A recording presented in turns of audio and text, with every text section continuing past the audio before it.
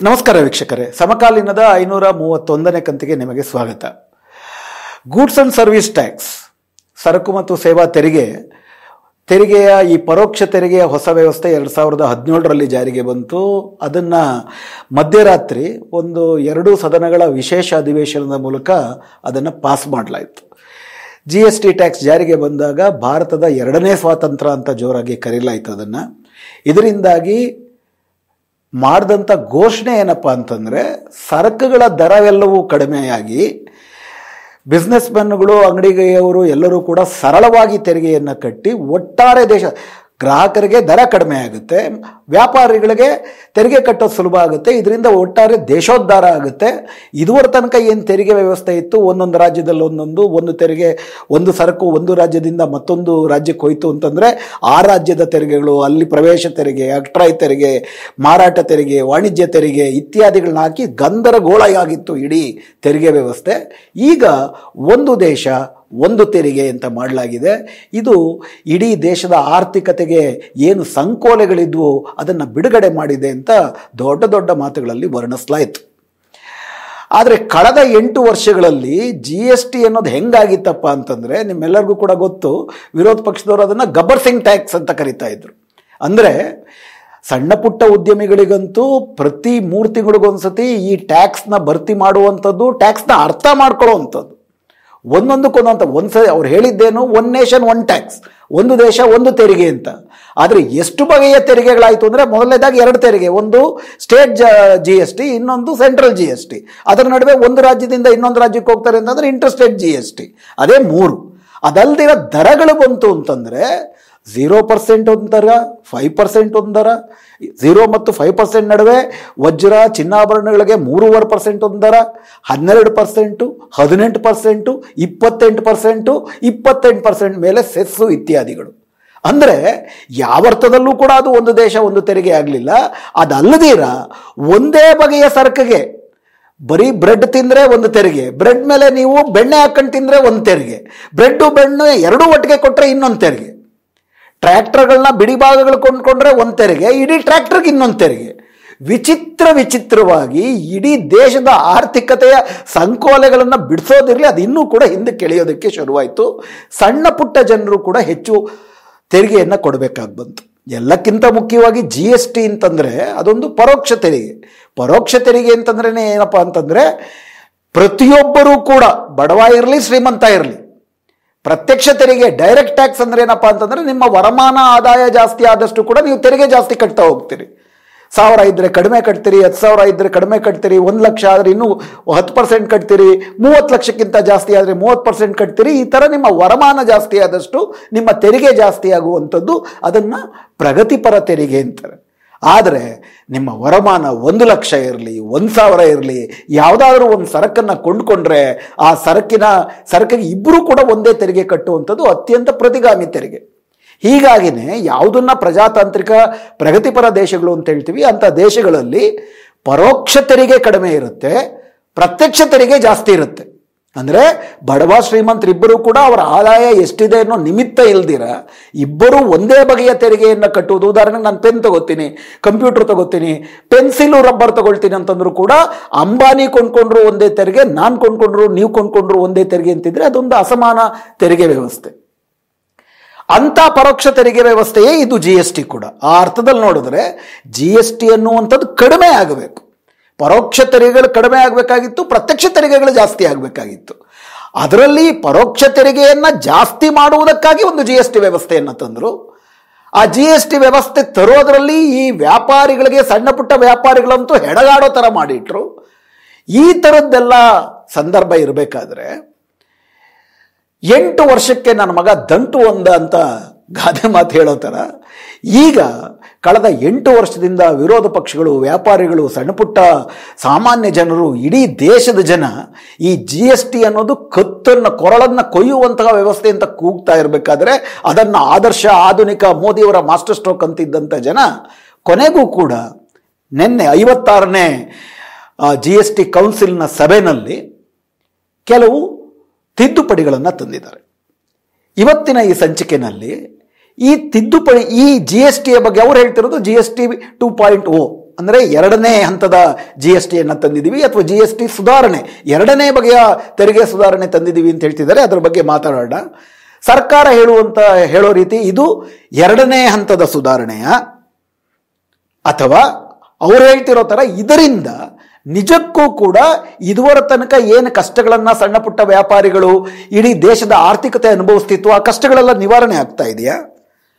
ಎಲ್ಲಕ್ಕಿಂತ ಮುಖ್ಯವಾಗಿ ಸರ್ಕಾರ ಪ್ರಚಾರ ಮಾಡ್ತಿರುವಂಥ ರೀತಿಯಲ್ಲಿ ತೆರಿಗೆ ದರಗಳೇನಿದ್ದು ಆ ತೆರಿಗೆ ದರಗಳು ಇವಾಗ ಎರಡೇನ, ಸರ್ಕಾರದ ಪ್ರಕಾರ 5% ಮತ್ತು 18% ಅಷ್ಟೇ. ಹಾಗಾದರೆ ಇನ್ನು ಉಳಿದ 3 ದರಗಳಿದ್ವಲ್ಲ ಅವೆಲ್ಲ ಮಾಯ ಆಗಿರೋದ್ರಿಂದ ಒಟ್ಟಾರೆ ತೆರಿಗೆ ನಷ್ಟ ಆಗೋದಿಲ್ವಾ? ತೆರಿಗೆ ನಷ್ಟ ಆಗೋದಿಲ್ಲ ಅಂತಂತಂದ್ರೆ ಹೇಗಾಗೋದಿಲ್ಲ? ಅದನ್ನು ಭರಿಸೋದು ಯಾರು? ಯಾವುದರ ಮೂಲಕ ತೆರಿಗೆ ನಷ್ಟ ಆಗೋದಿಲ್ಲ ಅಂತ ಇವರು ಭಾವಿಸ್ತಿದ್ದಾರೆ? ಒಂದು ಕಡೆ ಕೇಂದ್ರ ಸರ್ಕಾರವೇ ಹೇಳುವಂತೆ ಸುಮಾರು 48,000 ಕೋಟಿಯಷ್ಟು 2023-24 ವಹಿವಾಟಿಗೆ ಹೋಲಿಸಿದ್ರೆ 2025-26ರಲ್ಲಿ 48,000 ಕೋಟಿ ರೂಪಾಯಿಯಷ್ಟು ಕಡಿಮೆ ಆಗಬಹುದು. ಆದರೆ ತೆರಿಗೆ ದರಗಳು ಕಡಿಮೆ ಆಗಿರೋದ್ರಿಂದ ಬೆಲೆಗಳು ಕೂಡ ಕಡಿಮೆ ಆಗಿ ಕೊಂಡ್ಕೊಳ್ಳೋದು ಜಾಸ್ತಿ ಆಗುತ್ತೆ. ಹೀಗಾಗಿ ಮಾರಾಟದ ಪ್ರಮಾಣ ಜಾಸ್ತಿ ಆಗೋದ್ರಿಂದ ತೆರಿಗೆ ಸಂಗ್ರಹನೂ ಕೂಡ ಜಾಸ್ತಿ ಆಗುತ್ತೆ ಹೊರತು ಕಡಿಮೆ ಆಗಲ್ಲ ಅನ್ನೋದು ಕೇಂದ್ರ ಸರ್ಕಾರದ ಮೋದಿ ಸರ್ಕಾರದ ವಾದ. ಅಂದರೆ ಬೆಲೆ ಕಡಿಮೆ ಆದರೆ ಜನ ಕೊಂಡ್ಕೋತಾರಾದ್ರಿಂದ ಬೆಲೆ ಕಡಿಮೆ ಆದಾಗ ತೆರಿಗೆ ಸಂಗ್ರಹ ಕಡಿಮೆ ಆಗುತ್ತೆ ಅಂತ ಮಾತ್ರ ನೋಡಬೇಡಿ. ಬೆಲೆ ಕಡಿಮೆ ಆದಾಗ ಮೊದಲು ಏನು ಜನ ಖರೀದಿ ಮಾಡ್ತಿದ್ರು ಅದರ 2 ಪಟ್ಟು 3 ಪಟ್ಟು ಖರೀದಿ ಮಾಡಿದ್ರೆ ಮತ್ತೆ ತೆರಿಗೆ ಸಂಗ್ರಹ ಅಷ್ಟೇ ಆಗುತ್ತೆ ಅನ್ನುವಂಥದ್ದು ಒಂದು. ಅದಕ್ಕೆ ಪ್ರತಿಯಾಗಿ ರಾಜ್ಯ ಸರ್ಕಾರಗಳು ಹೇಳ್ತಿರೋದೇನಪ್ಪ ಅಂದರೆ ಇದರಿಂದ ಕೇವಲ 48,000 ಕೋಟಿ ಅಲ್ಲ, ಅಂದಾಜು 1 ಲಕ್ಷದಿಂದ 2 ಲಕ್ಷ ಕೋಟಿ ರೂಪಾಯಿಯಷ್ಟು ಒಟ್ಟಾರೆ ತೆರಿಗೆ ಸಂಗ್ರಹದಲ್ಲಿ ನಷ್ಟ ಆಗುತ್ತೆ. ಅದರಲ್ಲಿ ವಿಶೇಷವಾಗಿ ತೆರಿಗೆ GSTಯನ್ನೇ ತಮ್ಮ ರಾಜ್ಯದ ಸಂಪನ್ಮೂಲದ ಪ್ರಧಾನ 50%ಕ್ಕಿಂತ ಹೆಚ್ಚಿನ ಮೂಲವನ್ನು GSTಯಿಂದಲೇ ಪಡ್ಕೊಳ್ಳುವಂಥ ರಾಜ್ಯಗಳ ಮೇಲೆ ಹೆಚ್ಚು ಹೊರೆ ಬೀಳುತ್ತೆ. ಕರ್ನಾಟಕ ಸರ್ಕಾರದ ಮಂತ್ರಿಗಳು ಹೇಳ್ತಿರೋ ಪ್ರಕಾರ 15,000ದಿಂದ 20,000 ಕೋಟಿ ರೂಪಾಯಿಯಷ್ಟು ನಮ್ಮ ಪಾಲಿನ ತೆರಿಗೆಯ ನಷ್ಟ ಆಗುತ್ತೆ. ಆದ್ದರಿಂದ ಈ ಹೊಸ ರೆಜಿಮ್ ಅಂದರೆ ಒಟ್ಟಾರೆ ತೆರಿಗೆ ದರದ ಸರಳೀಕರಣ ಆಗ್ತಿರೋದು ಒಳ್ಳೆಯದು. ಆದರೆ ಇದರಿಂದ ರಾಜ್ಯಗಳಿಗೇನು ಅಧಿಕವಾದಂಥ ಹೊರೆ ಬರುತ್ತೆ, ಆ ಹೊರೆಯನ್ನು ಕೇಂದ್ರ ಸರ್ಕಾರ ಮುಂದಿನ 5 ವರ್ಷಗಳ ಕಾಲ ಭರಿಸಬೇಕು ಅಂತೇಳಿ ಕರ್ನಾಟಕದ ಕಾಂಗ್ರೆಸ್ ಸರ್ಕಾರದ ಜೊತೆಗೆ ಎಲ್ಲ ವಿರೋಧ ಪಕ್ಷಗಳ ಸರ್ಕಾರವು ಒಕ್ಕರಲಿಂದ ಒತ್ತಾಯ ಮಾಡ್ತಿದ್ದಾವೆ. ಆದರೆ ಕೇಂದ್ರ ಸರ್ಕಾರ ಇದು ಇಡೀ ಆರ್ಥಿಕತೆಯಲ್ಲಿ ಹೊಸ ಸಂಚಲನವನ್ನು ತರುತ್ತೆ. ತೆರಿಗೆ ದರ ಕಡಿಮೆಯಾಗಿ ಬೆಲೆಗಳು ಕೂಡ ಕುಸಿಯೋದ್ರಿಂದ ದೊಡ್ಡ ಮಟ್ಟದಲ್ಲಿ ಖರೀದಿ ಜಾಸ್ತಿ ಆಗುತ್ತೆ. ಖರೀದಿ ಜಾಸ್ತಿ ಆಗೋದ್ರಿಂದ ಉತ್ಪಾದನೆ ಜಾಸ್ತಿ ಆಗುತ್ತೆ. ಉತ್ಪಾದನೆ ಜಾಸ್ತಿ ಆಗೋದ್ರಿಂದ ಉತ್ಪಾದನೆಯಲ್ಲಿ ಹೂಡಿಕೆ ಜಾಸ್ತಿ ಆಗುತ್ತೆ. ಹೊಸ ಹೊಸ ಕೈಗಾರಿಕೆಗಳು ಬರ್ತವೆ, ಅದರಿಂದ ಉದ್ಯೋಗಗಳು ಜಾಸ್ತಿ ಆಗ್ತವೆ. ಉದ್ಯೋಗದಿಂದ ಆದಾಯ ಬರುತ್ತೆ, ಆದಾಯದಿಂದ ಮತ್ತೆ ಖರೀದಿ ಜಾಸ್ತಿ ಆಗುತ್ತೆ. ಹೀಗಾಗಿ ಇಡೀ ದೇಶ ಸುಜಲಾಂ ಸುಫಲಾಂ ಭಾರತೀಯ ಆಗುತ್ತೆ, ಎಲ್ಲವೂ ಕೂಡ ಸುಸಂಪನ್ನ ಆಗುತ್ತೆ ಅಂತೆಲ್ಲ ಬಣ್ಣ ಬಣ್ಣದ ಬಲೂನುಗಳನ್ನು ಇವತ್ತು ಸರ್ಕಾರಗಳು ಬಿಡ್ತಿದ್ದಾವೆ. ಇವತ್ತಿನ ಈ ಸಂಚಿಕೆಯಲ್ಲಿ ನಿಜಕ್ಕೂ ಕೂಡ ಅವೆಲ್ಲ ಆಗ್ತವ? ಇದರಲ್ಲಿ ಸರ್ಕಾರ ಹೇಳ್ತಿರೋದೇನು, ಕಳೆದ 8 ವರ್ಷದಲ್ಲಿ ನಡೆದ ವಾಸ್ತವವೇನು, ಹಾಗೂ ಇವತ್ತಿನ ಈ ಸೋಕಾಲ್ಡ್ ಸುಧಾರಣೆ ಅಂತ ಏನು ಹೇಳ್ತಿದ್ದಾರೆ ಅದರಲ್ಲಿ ಮುಚ್ಚಿಡ್ತಿರುವಂತಹ ಸಂಗತಿಗಳೇನು, ಈ ವಿಷಯಗಳ ಬಗ್ಗೆ ಸ್ವಲ್ಪ ಚರ್ಚೆ ಮಾಡೋಣ. ಮೊದಲನೇದಾಗಿ ಮೋದಿ ಸರ್ಕಾರ ಹೇಳ್ತಿರೋ ಹಾಗೆ ಇದು ಎರಡನೇ ಹಂತದ ಸುಧಾರಣೆ ಅಲ್ಲ. ಇದು GST ತಂದಾಗ ಏನೇನು ಅಪಸವ್ಯಗಳಿದ್ದವು, ಏನೇನು ಅದರಲ್ಲಿ ಅವಸರವಾಗಿ ತಂದು ಹಲವಾರು ಸಂಕಷ್ಟಗಳನ್ನು ಆರ್ಥಿಕತೆಯ ಮೇಲೆ ಹೇರಲಾಗಿತ್ತು. ಕಳೆದ 8 ವರ್ಷಗಳಿಂದ ವಿರೋಧ ಪಕ್ಷಗಳು, ಸಾಮಾನ್ಯ ಜನರು ಕೂಡ ಇದರಿಂದ ಆಗ್ತಿರೋ ಅನ್ಯಾಯವನ್ನು ಸರ್ಕಾರದ ಗಮನಕ್ಕೆ ತರ್ತಿದ್ರು ಕೂಡ ಅದರ ಬಗ್ಗೆ ಕಿವುಡಾಗೇನಿತ್ತು ಸರ್ಕಾರ. ಈಗ ಅನಿವಾರ್ಯವಾಗಿ ಅದಕ್ಕೆ ಕಾರಣಗಳೇನು ಅಂತಲೂ ಮಾತಾಡೋಣ. ಅನಿವಾರ್ಯವಾಗಿ ತಾನು ಮಾಡಿದ ತಪ್ಪನ್ನು ತಿದ್ದುಪಡಿ ಮಾಡ್ಕೊಳ್ತಿದೆ. ಆದ್ದರಿಂದ ಇದನ್ನು ಸುಧಾರಣೆ ಅಂತ ಕರಿಬಾರ್ದು. ಮೋದಿ ಸರ್ಕಾರ 2017ರಲ್ಲಿ GST ವ್ಯವಸ್ಥೆಯನ್ನು ಜಾರಿಗೆ ತಂದಾಗ ಜಾರಿಯಲ್ಲಿ ದುರಹಂಕಾರದಿಂದ ಮಾಡಿದಂಥ ಕೆಲವು ಅವ್ಯವಸ್ಥೆಗಳನ್ನು ಇವತ್ತು ಕೆಲವು ತಿದ್ದುಪಡಿಗಳನ್ನು ಮಾಡ್ಕೊಳ್ತಿದೆ ಮತ್ತು ತಪ್ಪೊಪ್ಪಿಗೆ ಮಾಡ್ತಿದೆ ಪರೋಕ್ಷವಾಗಿ. ಹೌದು, ಅವೆಲ್ಲ ತಪ್ಪಾಯಿತು ಅಂತ. ಒಂದೆರಡು ಉದಾಹರಣೆ ನೋಡೋಣ. ಈಗ ಮೊದಲು ಹೇಳಿದ್ದೇನು, 1 ನೇಷನ್ 1 ಟ್ಯಾಕ್ಸ್ ಇದ್ದದ್ದು. ಟ್ಯಾಕ್ಸ್ ರೆಜಿಮ್ಗಳೆಷ್ಟು ನಾನು ಆಗಲೇ ಹೇಳಿದಾಗ 0, 3, 3.5, 5, 12, 18, 28%. ಅದರ ಮೇಲೆ ಸೆಸ್ಸು 6ರಿಂದ 7 ತೆರಿಗೆ ದರಗಳಿತ್ತು. ಅದು ಸಿಕ್ಕಾಪಟ್ಟೆ ಗೊಂದಲ ಉಂಟು ಮಾಡಿತ್ತು. ಈಗ ಸರ್ಕಾರ ಹೇಳ್ತಿರೋ ಪ್ರಕಾರ ಕೇವಲ 2 ದರ ಇರ್ತದೆ, 5%ದೊಂದು, 18%ದೊಂದು. ಸುಮಾರಷ್ಟು ಸರಕುಗಳೇನು 12% ಬ್ರಾಕೆಟ್ ಇದ್ದು ಅವನ್ನ ನಾವು 5%ಗೆ ಕಡಿಮೆ ಮಾಡಿದ್ದೀವಿ. 28% ಏನು ಕೆಲವು ಸರಕುಗಳಿದ್ವು ಅದನ್ನ ತಗೊಂಬಂದು 18ಕ್ಕೆ ಇಟ್ಟಿದ್ವಿ. 5 ಮತ್ತು 18 ಎರಡೇ ಇರೋದಿನ್ ಮುಂದೆ ಅಂತ ಹೇಳ್ತಿದ್ದಾರೆ. ಇದು ನಿಜವಾ? 2 ದರ ಮಾತ್ರ ಅಲ್ಲ, ಸರ್ಕಾರ ಇದರಲ್ಲಿ 0% ಅಂದ್ರೆ 0 ಇರೋದು ಮುಂದೆ ಮತ್ತೆ 5 ಆಗ್ಬೋದು ಅಥವಾ 18 ಆಗ್ಬೋದು. ಆದ್ರಿಂದ 0% ಶೂನ್ಯ ದರ ಅಂತಾನು ಇನ್ನೂ ಒಂದಿದೆ. ವಜ್ರ ಮತ್ತು ಇವುಗಳಿಗೆ ಏನು 3% ಆಗ್ತಿದ್ದಾರೆ ಅದರ ಬಗ್ಗೆ ಇನ್ನೂ ಕೂಡ ಗೊಂದಲ ಬಗೆಹರಿದಿಲ್ಲ. 5% ಇದೆ, 18% ಇದೆ, ಜೊತೆಗೆ 40% ಇದೆ. ಹೀಗಾಗಿ ಈಗಲೂ ಕೂಡ 4 ಬಗೆಯ ದರಗಳಿದ್ದಾವೆ.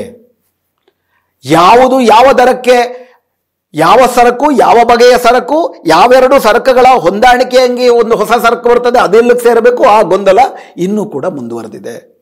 ಇದು ಮೊದಲನೇದು. ಇದು ಎರಡನೇದು. ಮೊದಲನೇದು ಇದು ಹೊಸ ಸುಧಾರಣೆಯಲ್ಲ, ಯಾಕಂದ್ರೆ ಹಳೆಯ ಇವರೇ ಮಾಡಿಕೊಂಡಂತ ಹಗರಣಗಳ ಕೆಲವು ತಿದ್ದುಪಡಿನಲ್ಲೂ ಕೂಡ ಈ ವಿಷಯಗಳಲ್ಲಿ ಬರೀ 2 ದರ ಅಂತ ಸುಳ್ಳು ಹೇಳ್ತಿದ್ದಾರೆ.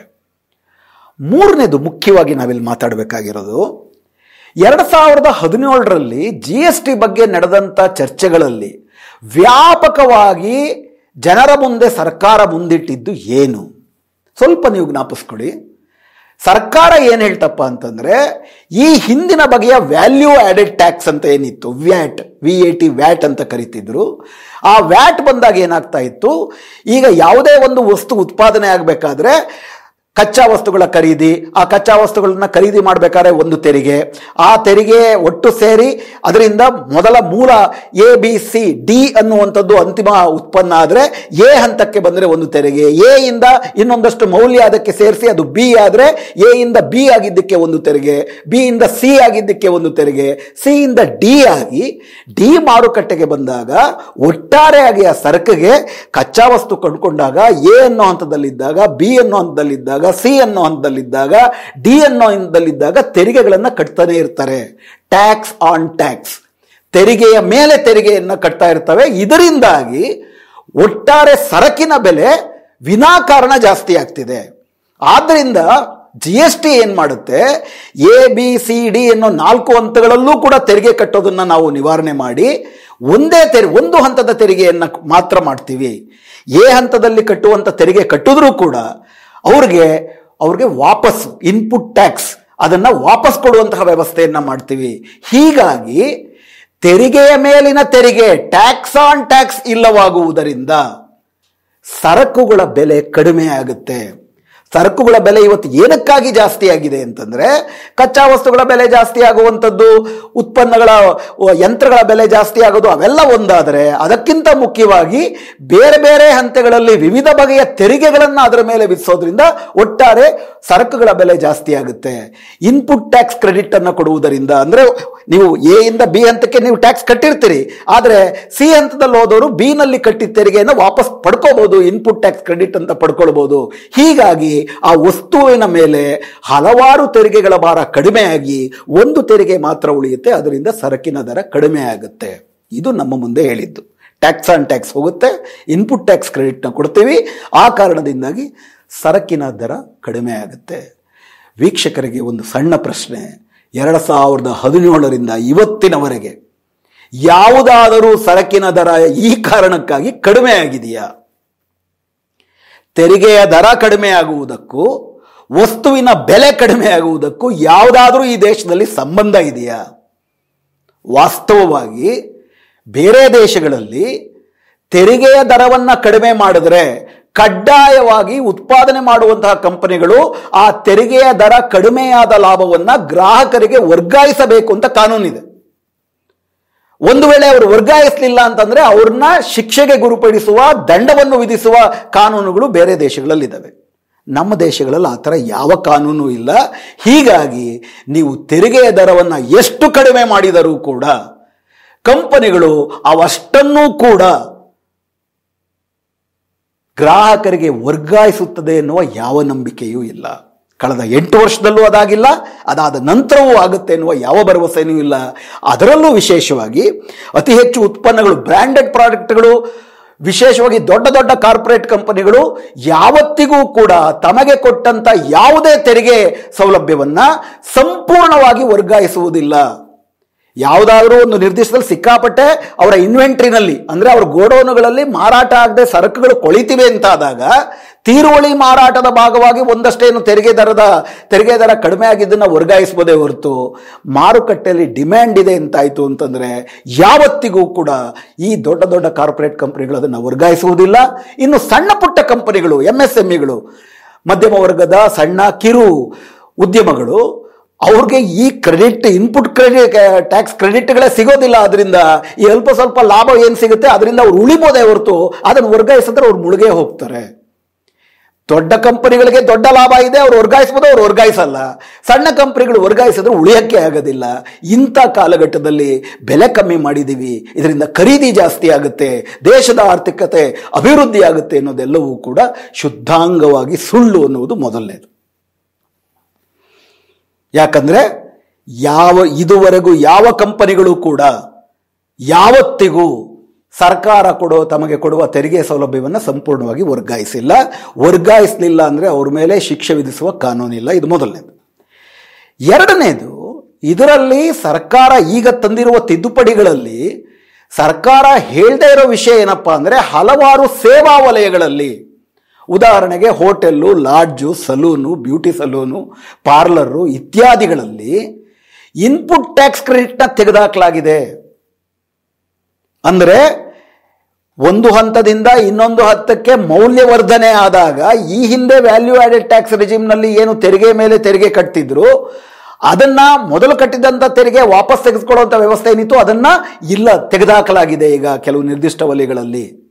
ಹೀಗಾಗಿ ಆ ಲಾಭ ಇಲ್ಲದಿದ್ದಾಗ ಇವಾಗ ಏನು ತೆರಿಗೆ ಕಟ್ತಾರೆ ಆ ಸೇವಾ ವಲಯದಲ್ಲಿರುವಂಥವ್ರು, ಆ ತೆರಿಗೆ ಜಾಸ್ತಿ ಆಗೋದ್ರಿಂದ ಒಟ್ಟಾರೆ ತೆರಿಗೆ ದರ ಕಡಿಮೆ ಆಗೋ ಲಾಭವನ್ನು ವರ್ಗಾಯಿಸುವುದಕ್ಕೆ ಸಾಧ್ಯವೇ ಇಲ್ಲ.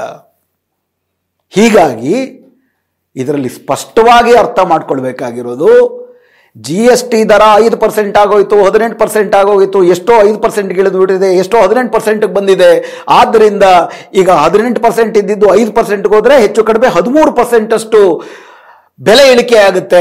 ಅಥವಾ 28% ಬ್ರಾಕೆಟ್ ಅಲ್ಲಿ ಇದ್ದಂಥವು 18% ಆಗಿತ್ತು ಅಂತಂದ್ರೆ 10% ಅಷ್ಟು ತೆರಿಗೆ ದರ ಕಡಿಮೆ ಆಗಿರೋದ್ರಿಂದ ಬೆಲೆನಲ್ಲಿ 10% ಇಳಿಕೆ ಆಗುತ್ತೆ ಅಂತ ಅಂದ್ಬಿಟ್ಟು ನೀವು ನಿರೀಕ್ಷೆ ಮಾಡಿದ್ರೆ ಅದು ನಮ್ಮ ಮುಟ್ಟಾಳತನವಾಗುತ್ತೆ.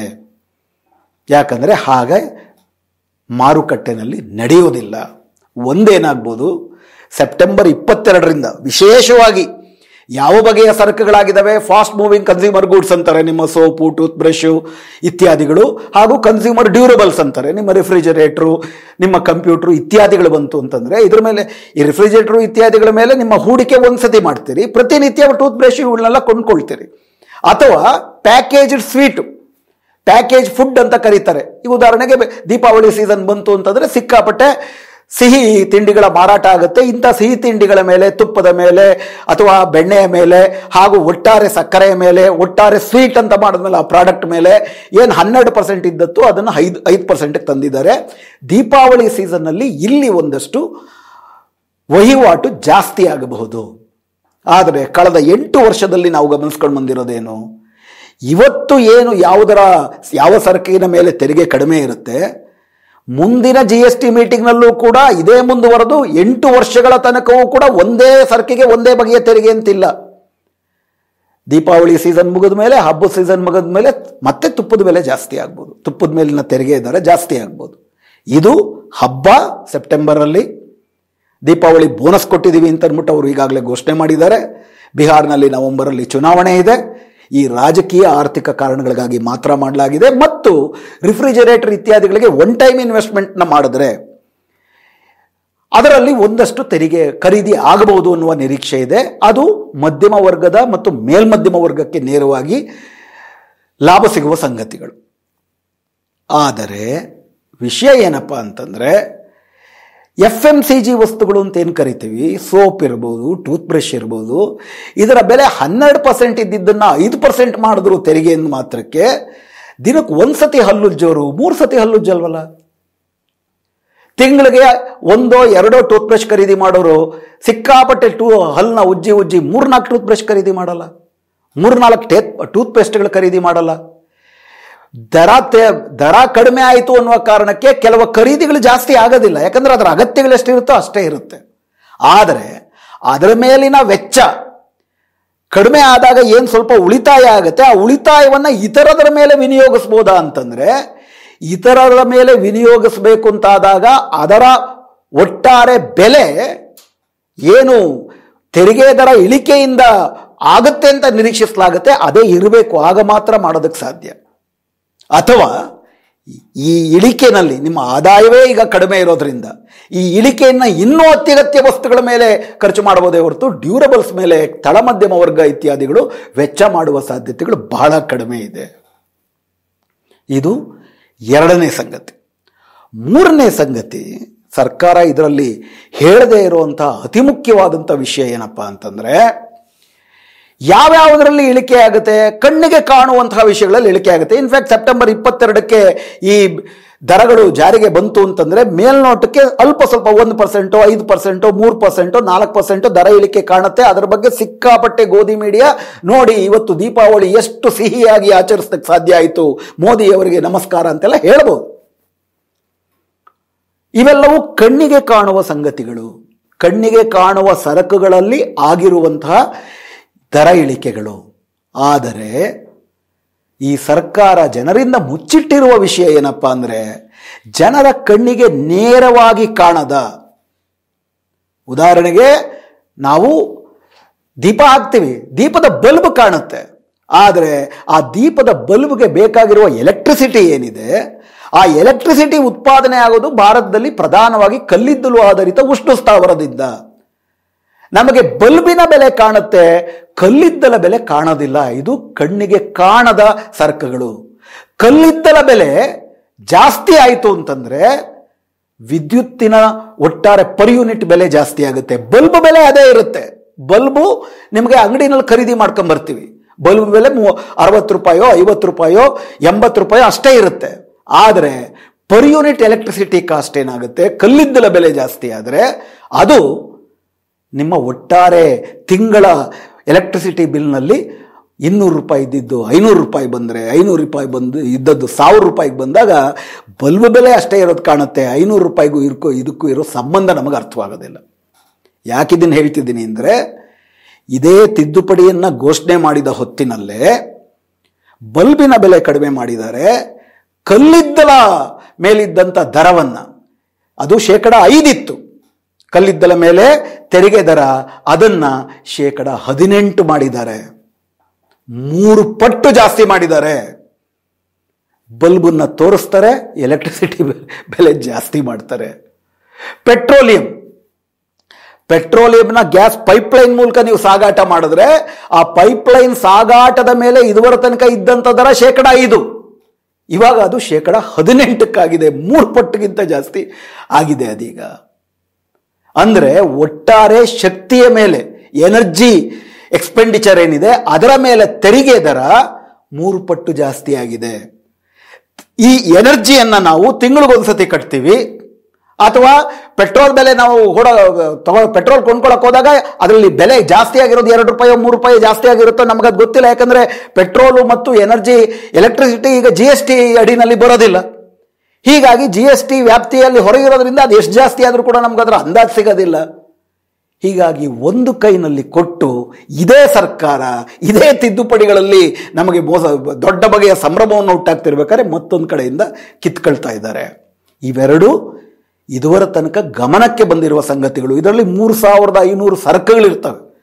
ಪ್ರತಿಯೊಂದು ಉದ್ಯಮವೂ ಕೂಡ ತನ್ನ ಕ್ಷೇತ್ರದಲ್ಲಿ ಏನು ಕೊಡಲಾಗಿದೆ, ಉದಾಹರಣೆಗೆ ಇನ್ಪುಟ್ ಟ್ಯಾಕ್ಸ್ ಕ್ರೆಡಿಟ್ನ ಕೆಲವು ಕ್ಷೇತ್ರಗಳಲ್ಲಿ ವಾಪಸ್ ತಗೊಂಡಿರೋದ್ರಿಂದ ಯಾವ ಕಾರಣಕ್ಕೂ ಕೂಡ ತೆರಿಗೆಯ ದರದ ಇಳಿಕೆಯ ಲಾಭವನ್ನ ಗ್ರಾಹಕರಿಗೆ ವರ್ಗಾವಣೆ ಮಾಡೋದಿಲ್ಲ, ಅದ್ರ ಬಗ್ಗೆ ಮಾತಾಡ್ತಿಲ್ಲ.